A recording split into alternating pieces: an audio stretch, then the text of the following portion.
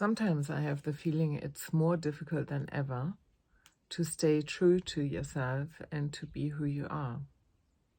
I had an interesting chat yesterday with a friend of mine, the one who came up in the car behind me in my last video.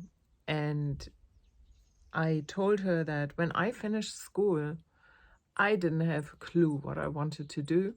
There was no coaching available at the time. There was just an information center, Berufsinformationszentrum in German. I went to an information center where you could go and then put several things into the computer, your interests, and it would give you some suggestions. And I remember that I felt like that there are endless choices. It was not like what my parents still experienced, which was very much grandfather was a doctor, father becomes a doctor, or you have to, being told what you should become profession-wise or what you should do. And so I grew up with the feeling of that we have that freedom and actually endless choice, which now, when you look at it, has become maybe on the surface even more, this endless choice of what you could do and who you could become. And I also remember reading this book, Erich Fromm, To Have or To Be, where he talked about, which was contrasting to this idea of we have so many choices, because he talked about that we have lost our free will to technology, basically. And it was a very interesting book, and I think was the first time that made me aware that on the surface we might be living in a time where we seem to have much more freedom, many more choices, but when you look a little bit deeper, maybe the influences have just become much more subtle, that tell us,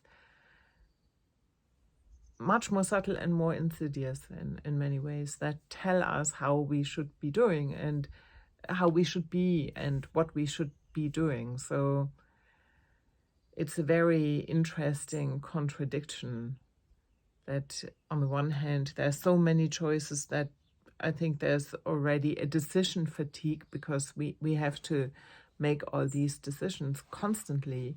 And at the same time, we are bombarded with endless newsletters or experts on social media, or books where we are being told what is the right way, what is the wrong way, how we should be doing things, or commercials that tell us how to be happy.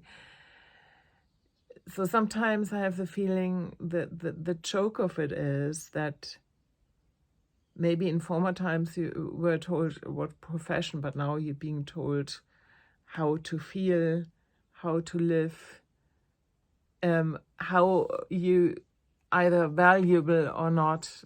I don't know. I just feel that it's all very fake, and that being true to yourself might be that nobody listens to you on social media, I don't know. Or might be that you don't have the success that other people have, because they use more manipulation techniques, for example. So it's not an easy path to stay true to who you are and to follow the things that feel meaningful to you. And quite frankly, some people even can't afford to do that. So it's a conundrum and maybe more of a philosophical thing I'm talking about, but it's not only that, because it affects our day-to-day lives, and we don't also feel happy when we are not true to ourselves. Yeah, so I would love to hear your take on this. This was Anja Kersten, life coach and artist. Take good care. Bye-bye.